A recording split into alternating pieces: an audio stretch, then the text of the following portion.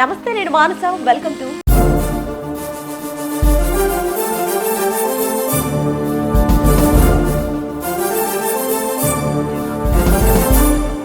ఆ ఆలయానికి ఎన్నో పురాణ గాథలు, ఎన్నో ప్రత్యేకతలు. శివుడి అనుమతి లేనిదే అక్కడికి వెళ్ళలేదు. ఇది ఎందరో భక్తులు చెప్పిన అనుభవం. ఏమిటా ఆలయం? ఎక్కడ ఆలయం? అదే అరుణాచల పుణ్యక్షేత్రం.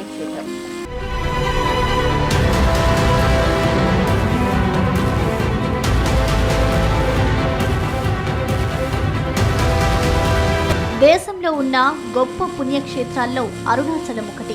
శివభక్తుల పుణ్యక్షేత్రం. అరుణ అంటే ఎర్రని, ఆచలము అంటే కొండ అని అర్థం. అరుణ అంటే పాపములు హరించినది అనే అర్థం కూడా వస్తుంది. తమిళంలో తిరువన్నమలై అని అంటారు. తిరు అనగా శ్రీ అని, అన్నమలై అనగా పెద్ద కొండ అని అర్థం. ఇక్కడ కొలువై ఉన్న శివుడిని స్మరిస్తే చాలు పుణ్యం వస్తుందని భక్తుల ప్రగాఢ విశ్వాసం. వేదాలు, పురాణాల్లో కూడా ఈ ఆలయ ప్రస్తావన ప్రముఖంగా కనిపిస్తుంది. స్కంద పురాణంలోని మహేశ్వర కాండంలో వేదవ్యాసుడు అరుణాచలం గొప్పతనం గురించి వర్ణించాడు.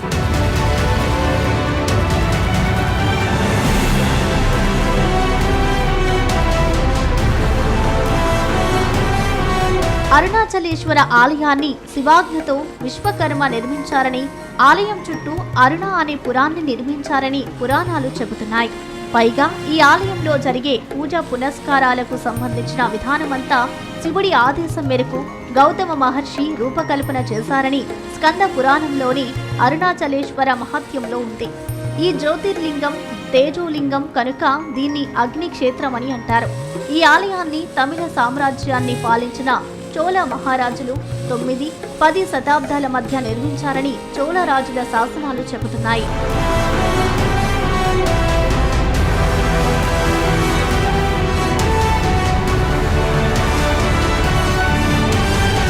తిరువన్నమలై పల్లవులు, చోళులు, విజయనగర రాజులు, కన్నడ రాజులు, టిప్పు సుల్తాన్, ఆ తర్వాత బ్రిటిష్ పాలకుల ఏలుబడిలో ఉంది.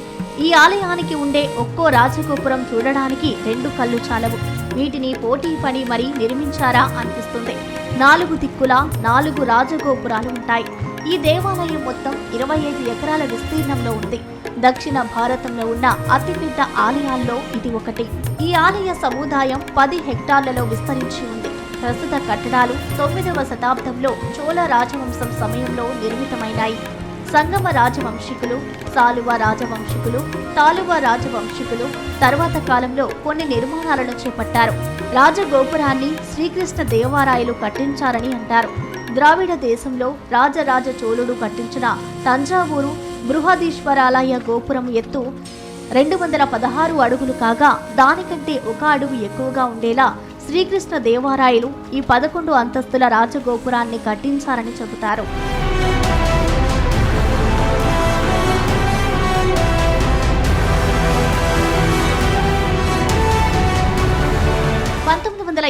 లో కట్టిన శ్రీరంగం ఆలయ గోపురం ఎత్తు 239 అడుగులు కాగా ఆ తర్వాత 2008లో నిర్మించిన కర్ణాటకలోని మురుడేశ్వర ఆలయ గోపురం ఎత్తు 237 అడుగులు. ఇవన్నీ ఇటీవల కాలంలో కట్టిన సిమెంట్ నిర్మాణాలు. ఈ ఆలయాన్ని తమిళ సామ్రాజ్యాన్ని పాలించిన చోళ మహారాజులు 9-10 శతాబ్దాల మధ్య నిర్మించారని చోళరాజుల శాసనాలు చెబుతున్నాయి. తిరువన్నమలై పల్లవులు, చోళులు, విజయనగర రాజులు, కన్నడ రాజులు, టిప్పు సుల్తాన్, ఆ తర్వాత బ్రిటిష్ పాలకుల ఏలుబడిలో ఉంది.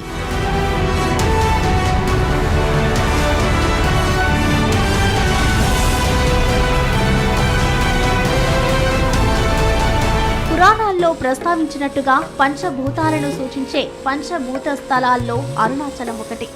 అన్నమలేశ్వరుడు అంటే అగ్ని కాబట్టి దీనిని తేజో క్షేత్రంగా పిలుస్తారు. మిగిలిన పంచభూత క్షేత్రాల్లో ఏకాంబరేశ్వర ఆలయాన్ని పృథ్వీలింగ క్షేత్రం, జంబుకేశ్వర ఆలయాన్ని జలలింగ క్షేత్రంగా, కాళహస్తీశ్వర ఆలయాన్ని వాయులింగ క్షేత్రంగా, చిదంబరేశ్వర ఆలయాన్ని ఆకాశలింగ క్షేత్రంగా అభివర్ణిస్తారు. దక్షిణ భారతంలో వెలిసిన పంచలింగ క్షేత్రాల్లో అరుణాచలాన్ని అగ్నిభూతములుగా ప్రతీకగా చెబుతారు.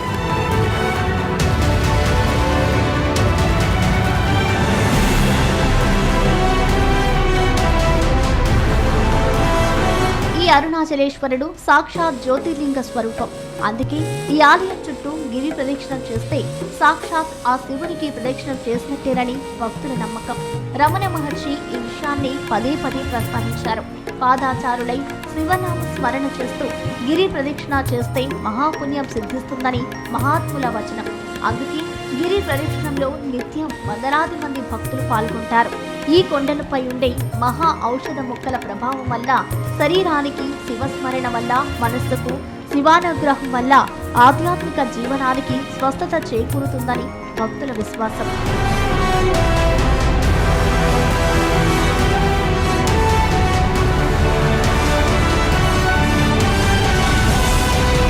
గిరి ప్రదక్షిణం 14 కిలోమీటర్ల మేరకు సాగుతుంది. దీన్నే గిరివాలం అని కూడా అంటారు. ఈ గిరివాలం వల్ల భక్తులు పాప విముక్తులవుతారని, కోరిన కోరికలు తీరడమే కాకుండా మోక్షం లభిస్తుందని భక్తుల నమ్మకం. అరుణాచలాన్ని తలుచుకుంటే అన్ని బంధనాలు తెంచుకొని స్వేచ్ఛ జీవులమవుతామని కూడా భక్తులు భావిస్తారు.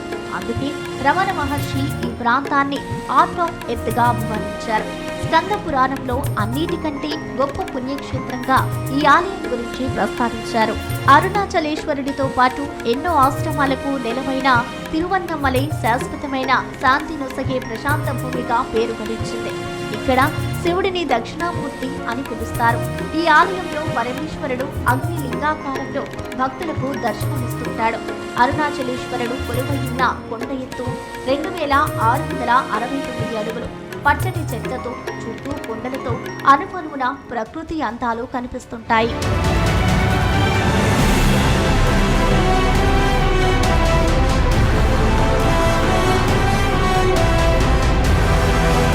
ఈ అరుణాచలం కొండకు కృతయుగంలో అగ్నికొండ అని, త్రేతాయుగంలో బంగారు కొండ అని, ద్వాపర యుగంలో తామ్రకొండ అని, కలియుగంలో రాతికొండ అనే పేర్లు ఉన్నట్టు పురాణాలు చెబుతున్నాయి. ఈ కొండని తేజోలింగం లేదా జ్యోతిర్లింగం అని కూడా పిలుస్తారు. కొండ చుట్టూ 8 లింగాలు, 8 నందులు, 350కి పైగా చెరువులు, మరెన్నో మండపాలు ఉన్నాయి. 8 లింగాలు అంటే ఇంద్రలింగం, అగ్నిలింగం, యమలింగం, నైరుతిలింగం, వరుణలింగం, వాయులింగం, కుబేరలింగం, ఈశాన్యలింగం ఉన్నాయి.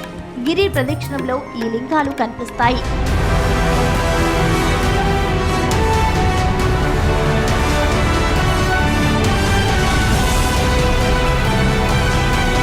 ఈ క్షేత్రంలో ఇక ఏడాదిలో 4 బ్రహ్మోత్సవాలు జరుపుతారు. తమిళ నెల కార్తీక మాసం అంటే నవంబర్, డిసెంబర్ నెలల్లో జరిగే బ్రహ్మోత్సవాలు ప్రసిద్ధి చెందాయి. 10 రోజుల పాటు జరిగే ఈ బ్రహ్మోత్సవాలు కార్తీక దీపోత్సవంతో ముగుస్తాయి. ఈ రోజు సాయంత్రం అన్నమలై కొండపై 3 టన్నుల నెయ్యితో జ్యోతి ప్రజ్వలన చేస్తారు. అలాగే ప్రతి పౌర్ణమి రోజున ఈ ఆలయానికి వందలాది మంది భక్తులు వస్తుంటారు. తమిళ పంచాంగం ప్రకారం వచ్చే చిత్ర పౌర్ణమి రోజున కూడా భక్తులు భారీగా తరలి వస్తుంటారు.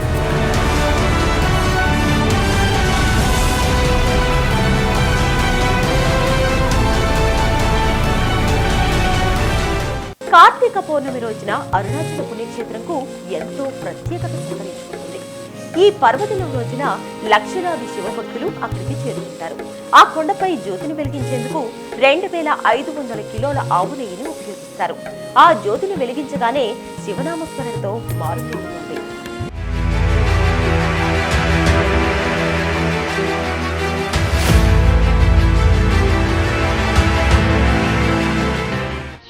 మహాజ్యోతి రూపంలో సాక్షాత్కరించిన రోజు అరుణాచలం కొండ మీద దీపం వెలిగిస్తారు. అత్యంత వైభవోపేతంగా జరిగే ఈ ఉత్సవం 3000 సంవత్సరాల ముందు నుంచే జరుగుతుందని తమిళ సాహిత్యం ఆధారంగా చరిత్రకారులు చెబుతున్నారు. ఈ ఉత్సవాన్ని తమిళ కార్తీక మాసంలో 10 రోజుల పాటు పెద్ద ఎత్తున నిర్వహించడం ఆనవాయితీగా ఉంటుంది. 10వ రోజు తెల్లవారుజామున గర్భగుడిలో భరణి దీపం వెలిగిస్తారు. అదే రోజు సాయంకాలం 6 గంటలకు అరుణాచలంపై మహాదీపం వెలిగిస్తారు. దీనినే కృత్తికా దీపోత్సవం అని కూడా అంటారు.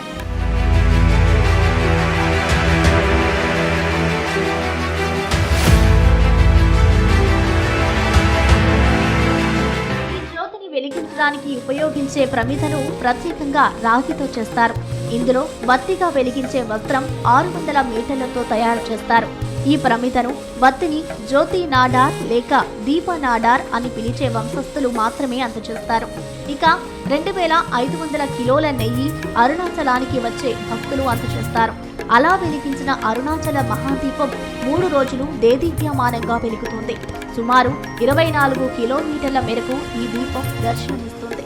ఈ దీపం కోసం 10 అడుగుల ఎత్తు 5 అడుగుల చుట్టూ కొలతలు గల పెద్ద లోహ పాత్రను ప్రత్యేకంగా తయారు చేస్తారు. అందులో స్వచ్ఛమైన నేతిని పోస్తారు. భక్తులు దగ్గర ఉండి నేతిని అంచెలంచెలుగా పోస్తుంటారు.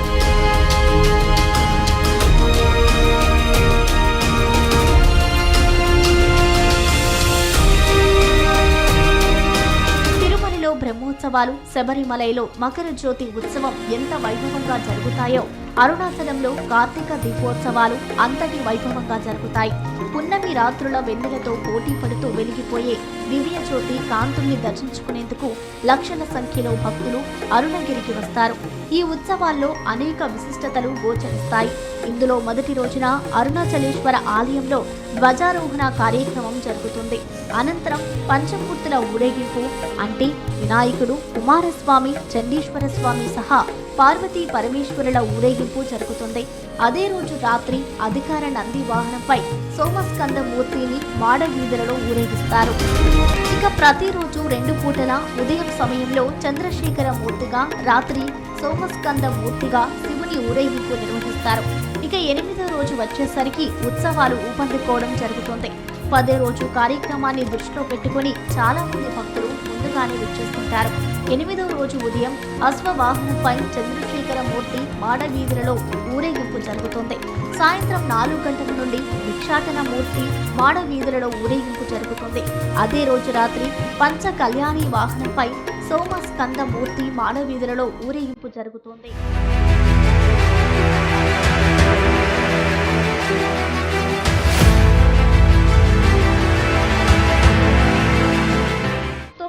నాటికి అరుణాచల క్షేత్రం భక్తులతో పోటెత్తుతుంది. 10వ రోజు ఉదయం 4 గంటలకు అరుణాచలేశ్వర ఆలయంలో భరణి దీపం వెలిగిస్తారు. ఆ రోజంతా భక్తుల పూజలతో క్షేత్రం మారుమోగిపోతుంది. అదే రోజు సాయంత్రం 6 గంటలకు అరుణగిరి మీద మహాదీపం వెలుగుతోంది. దీనిని దీపానాడార్ వంశస్థులు తీసుకుని రావడం సాంప్రదాయం. మహాదీపోత్సవం కాగానే అరుణగిరి కోటి కాంతులతో దగదగయామానంగా వెలిగిపోతుంది. ఈ వైభవాన్ని చూసేందుకు ఈ కళలు చాలా వంటి అతిశయోక్తి కాదు.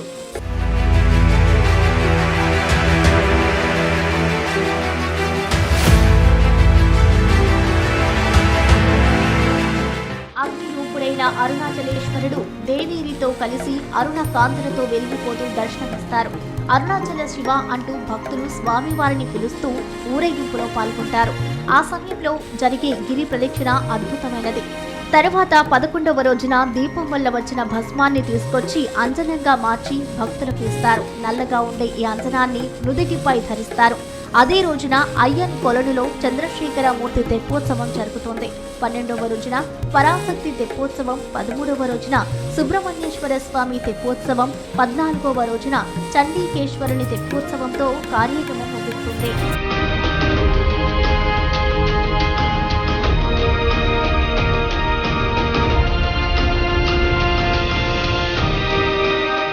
అరుణాచలంలో చూడదగిన ప్రదేశాలలో రమణ మహర్షి ఆశ్రమం ముఖ్యమైనది. ఈ ఆశ్రమంలోకి ప్రవేశించగానే సువిశాలమైన ప్రాంగణం కనిపిస్తుంది. 400 సంవత్సరాల విప్ప చెట్టుతో సహా మామిడి, బాదం తదితర మహావృక్షాల నీడతో పురాతనమైన వాతావరణం ఏదో స్మరిస్తుంది. ఈ ఆవరణ ప్రతి ఉదయం 10:30 నారాయణ సేవతో కలకలలాడుతోంది. ఎదురుగా మెట్లు, తరువాత ఎడమ పక్క 2 గోపురాలు. మొదటిది భగవాన్ల మాతృమూర్తి సమాధి సన్నిధి శ్రీ మాతృభూతేశ్వరాలయం, రెండవది భగవాన్ శ్రీ రమణ మహర్షుల సన్నిధి.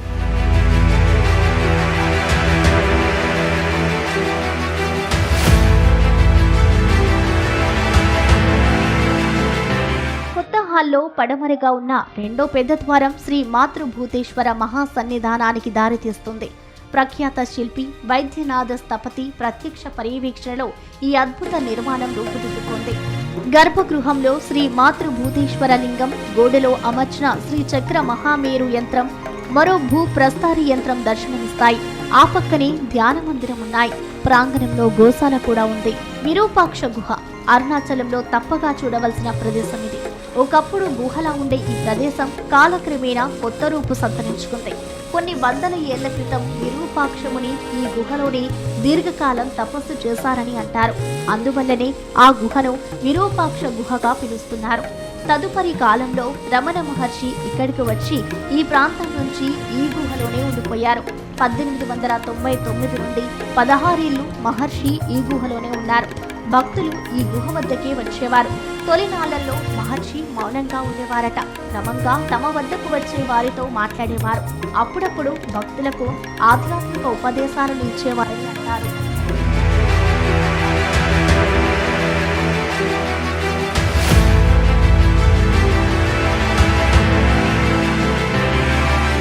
మహర్షి నివసించిన గుహను ఆయన భక్తులు ఒక ఆలయంగా భావిస్తారు.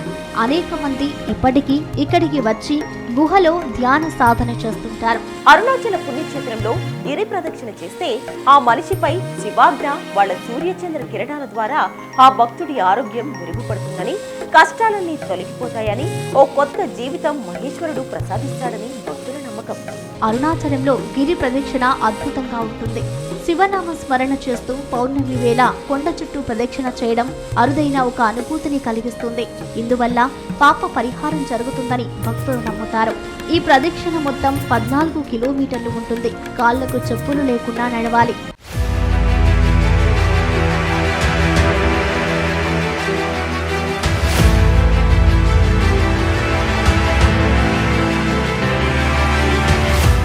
అరుణాచలాన్ని సుదర్శనగిరి అని కూడా అంటారు.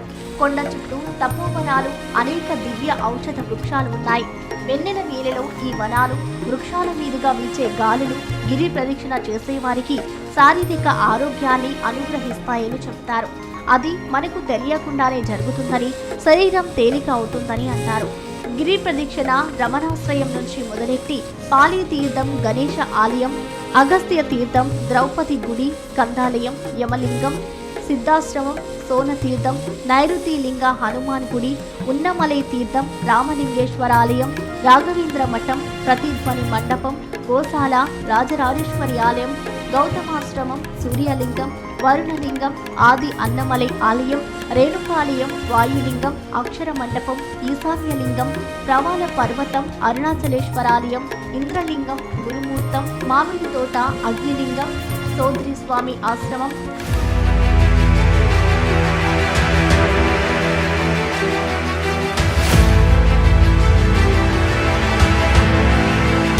అరుణాచలం ఎందరో సిద్ధ పురుషులకు అలవాలం. దేవతలు కూడా ఎప్పుడూ ప్రదక్షిణ చేస్తుంటారు. పర్వతం మొత్తం శివస్వరూపం కాబట్టి శివుడి చుట్టూ ప్రదక్షిణ చేసినట్టే అవుతుంది. పౌర్ణమి రోజుల్లో ప్రదక్షిణ చేస్తే మంచిదని అంటారు. అందుకే పెద్ద సంఖ్యలో భక్తులు ఆ రోజుల్లో గిరి ప్రదక్షిణ చేస్తుంటారు. కొందరు దీన్ని నమ్మి ఆచరిస్తుంటారు. మరికొందరు వేలం వేద్ది అనుకుంటారు. ఎవరి నమ్మకం వారిది.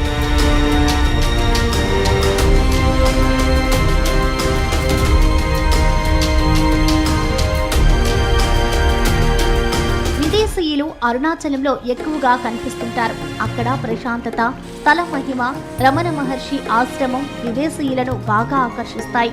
కొంతమంది ఈ క్షేత్రాన్ని, రమణ మహర్షి ఆశ్రమాన్ని చూడడానికి వచ్చి వెళుతుంటారు. మరికొంతమంది ప్రాపంచిక జీవితంలో ఉండలేక అన్నీ విడిచి శాశ్వతంగా అరుణాచలంలో స్థిర నివాసం ఏర్పరచుకుని మహర్షి దగ్గరే ఆ జన్మాంతం ఉండిపోయే విదేశీయులు ఉన్నారు. మన దేశానికి చెందిన వారు కూడా అరుణాచలంలో ఉండిపోతున్నారు.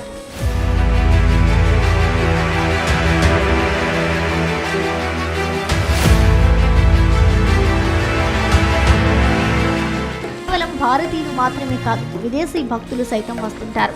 అలా వచ్చిన వారిలో ఇక్కడి సాన్నిధ్య మహిమను చవి చూసి ఇక్కడే ఉండిపోతున్నారు. ఇక విదేశీయులు రమణ మహర్షి ఆశ్రమం పరిసరాల్లో ఎక్కువగా కనిపిస్తుంటారు. అరుణాచలం కొండ మీదికెళ్లి చూస్తే కొంతమంది విదేశీ మహిళలు నూలు చీరలు కట్టుకొని, బొట్లు పెట్టుకొని అక్కడ తిరుగుతూ కనిపిస్తుంటారు. ఇంకొంతమంది అక్కడెక్కడ ధ్యానం చేసుకుంటూ కనిపిస్తుంటారు. ఇంకొంతమంది సైకిళ్లు వేసుకొని కొండ చుట్టూ తిరుగుతుంటారు. కొందరు ధ్యాన మందిరంలో ఉంటారు.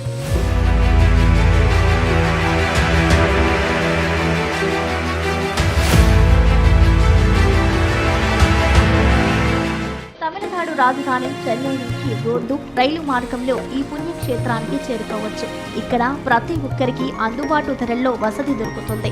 అలాగే రమణాశ్రమంలో కూడా గదులు అద్దెకు ఇస్తారు. అయితే ఇక్కడ గదులను ముందుగానే రిజర్వ్ చేసుకోవాల్సి ఉంది. ఇక్కడ తమిళంతో పాటు తెలుగు, కన్నడ, మలయాళం, ఇంగ్లీషు భాషలు మాట్లాడతారు. అరుణాచలం చెన్నైకి 120 మైళ్ళు, కాట్పాడి జంక్షన్ కు 60 మైళ్ళ దూరంలో ఉంది. ఈ రెండు చోట్ల నుంచి నేరుగా చేరుకునే బస్సులు చాలా తరచుగా నడుస్తాయి.